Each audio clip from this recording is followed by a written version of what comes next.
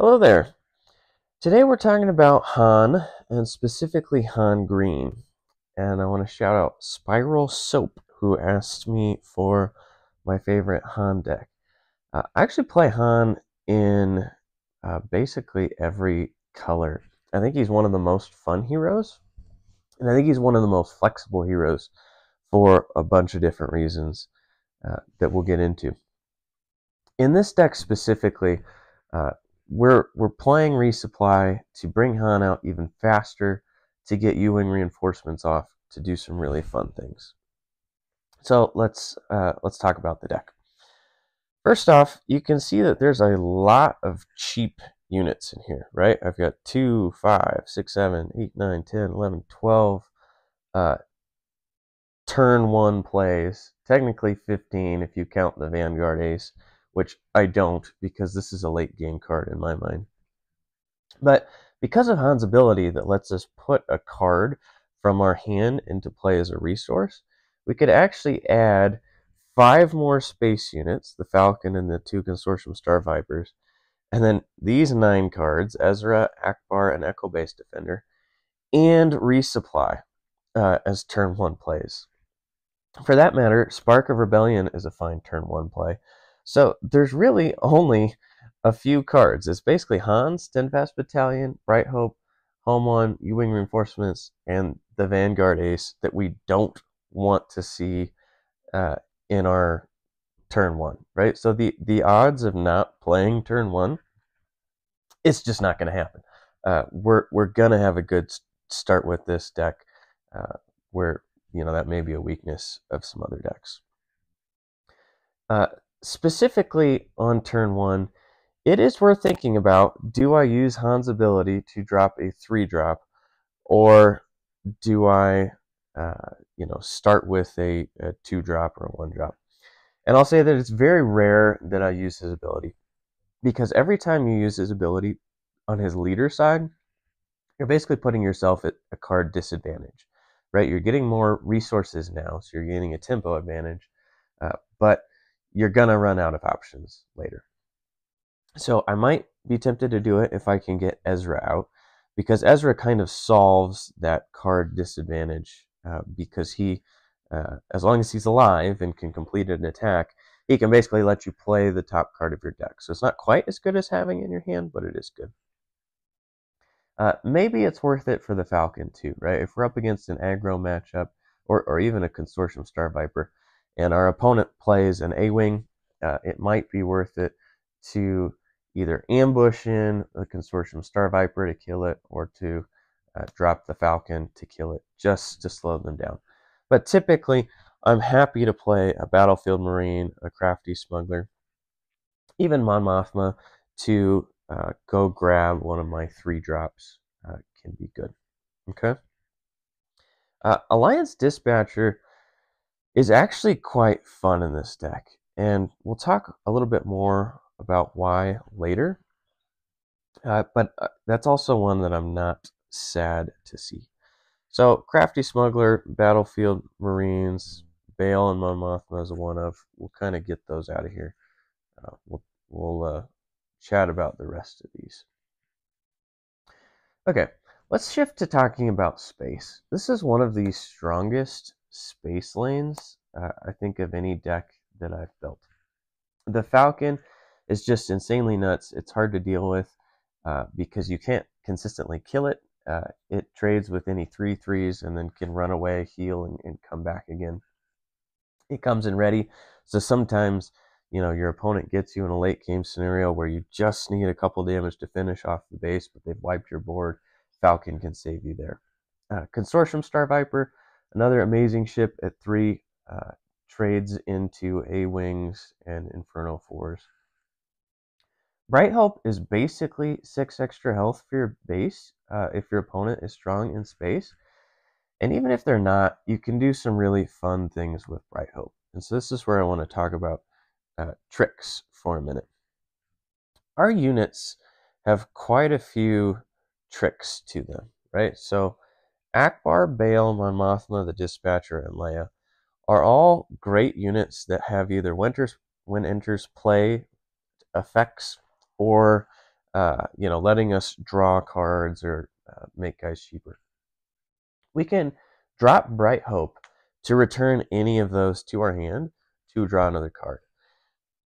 That's always good, but in Han, it's even better. Because Han puts us at a card disadvantage, Bright Hope helps make up for that and kind of double time, right? So even on turn 2, if you had an Alliance Dispatcher turn 1, right, you've resourced to 3, you can Dispatcher, play Bright Hope for 3 to pull Dispatcher back in your hand and draw a card. So you're getting a big unit out faster and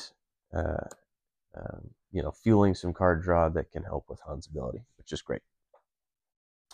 Leia specifically is pretty much always good. She's not the turn 1 play that you want, but even in a late game, if your opponent is about to deploy Vader, Leia can save you in a pinch. So she's a great one to have around. Okay. Let's talk about the event suite for a minute before we get into the rest of our units. I've got one shoot first in my deck. It's situational, but a lot of times, especially with some of the lower attack units like Akbar or a Bright Hope or Leia, sometimes you just need that one extra to get a positive trade, and so it can help you create a little bit of board advantage. And that's ultimately what Han's trying to do in this deck. So that's great. Spark of Rebellion, I've got 3 in here. You could certainly put this in the sideboard, but there's a few reasons why I've got it in the main deck. One is, we're expecting to run into Boba Green, and No Good to Me Dead is probably one of the nastiest cards against this deck, because on the turn when we're bringing out Han, right, we've got 5 resources. We use Han's ability to put another card from our hand in as a resource. Then we flip Han. Then we're going to attack with Han to put in a 7th resource, which is going to let us play our U-Wing reinforcements. If they disrupt that with No Good to Me Dead, then basically it's going to be 2 whole more turns until we can play U-Wing reinforcements, which is really, really, really bad. So Spark of Rebellion is phenomenal for that.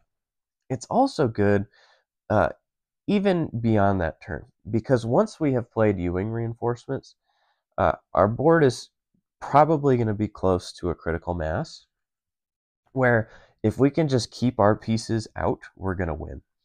And so if you can Spark of Rebellion away a Fett's Fire Spray, or even an Avenger against Iden Green, that might be all you need to win. Surprise Strike is mainly a closing card. If I draw this early, I'm probably resourcing it, but it's helping us close the gap to get a win. Resupply, you don't necessarily want to play in every matchup, but as long as you're not playing against aggro, it's just helping you get to your Han flip turn faster. Okay, let's talk about our 3 drops. Echo-based Defender, Ezra, and Akbar are all great. Ezra's giving us that card advantage, and because most of the cards in the deck are so cheap, he can actually play a ton of these cards with his ability, right? So you might top deck a home one, okay, you put it back on top or discard it. But a lot of times, he is actually getting to play a card because the deck is so cheap. Akbar makes our space lane even stronger with all those little bodies that are tough to kill, and he can help us reinforce the ground lane. Again, because so many of our units are so small, his ability that when you play him, you get to deal damage equal to the number of units in its arena can hit really, really hard. Echo-based Defender is just great. Great against aggro and great in a pinch, if you're expecting Vader to hit the field. All right, now we're getting to our big stuff. Steadfast Battalion is really good in this deck because Han effectively comes out at the 5 resource turn, right? So especially with Energy Conversion Lab, he's hitting 4/7. He can kill a Boba Fett. That's great. An Energy Conversion Lab is also nice when you think about Han in the deck, right? So we can ambush before we bring Han out. We don't necessarily have to, you know, be super conservative with this. We're trying to create board advantage. So anytime you can get a good trade, you can use that. And then you might pull Han Solo with U-wing reinforcements. It's typically not what I'm going for, but it's great, right? So you can, uh, get some pretty great value out of both of those. Okay, let's talk about U-wing reinforcements. I absolutely love this card. It's probably favorite card in the set, I think. It just gives you a ton of options. In this deck specifically, a lot of times I'm looking to get in a Vanguard Ace. Now you can build all sorts of different decks using U-wing reinforcements. I just think that this one is really fun. So the Vanguard Ace gets a experience for each other card you played this phase when you play it. Okay, so if we play U-wing reinforcements and we search the top 10 cards of our deck, and let's say we get a couple Vanguard Aces and an Admiral Akbar. Or let's build another scenario. Let's say we get Leia, a Battlefield Marine, and a Vanguard Ace. Okay, this is amazing in both of these scenarios. So in this one, we can play Leia to exhaust one of their units. We can play a Battlefield Marine to just get a big body on the field. And we can play a Vanguard Ace. And we played 1, 2, 3 other cards this phase. So this is actually a 4/4. That's kind of why it's a late game card. Akbar is another amazing one to pull in. So we can bring in Akbar. Let's say we have some ground presence, right? We're probably doing this on the turn when Han attacked. We're dealing a bunch of damage on ground, and we're creating a space presence because we played U-wing reinforcements. So that's 1, 2. This Vanguard Ace comes in with 2 experience as a 3/3, and this one comes in as a 4/4 with 3 experience. So it gets really quite fun, and you can blow folks out in the space lane. Then you've got Home One. This is kind of a backup plan to some extent, but if you can't close out the win on, your big 7 turn, you can bring out Home One to try to help seal the deal. It's good to know that when played, you get to play a heroism unit from your discard pile that costs 3 or less. So you really do want to be paying attention to the cards that you're turning into resources and then destroying with Han's ability. Han's ability does not make you destroy the same card that you put in as an extra resource. So let's say I'm on, my 6 resource turn, and these are the cards that I have resourced. I'm probably, if I have to destroy one of these, depending on, let's pick a few cards. We should shuffle the cards, shouldn't we? Okay, 1 shuffle. This is our discard pile. Okay, I'm looking for options down here. So if I already had Leia in my discard pile, I'd pick Akbar. Right now, all of these are decent options to pull in with Home One. Vanguard Ace is probably the least good. U-wing reinforcements obviously can't be pulled in by Home One. But I'm probably going to put an Akbar down there just so that Home One can grab it. And then, on my next turn, let's say I, have to resource this card. Let's say I have to blow up another resource because I attacked with Han. I'm going to put a Leia down there just so that I can pull it back with Home One. In terms of sideboard for this deck, there's a lot of good options. One of the main ones I like to think about is actually Colonel Yularen, just because you can combo some really nice healing with U-wing reinforcements. It's not in the main deck, mainly because this version is built to be pretty aggressive. We're going for an early board presence and an early win, so Yularen's not quite as helpful there, but it can help bring the game back against something like a Sabine.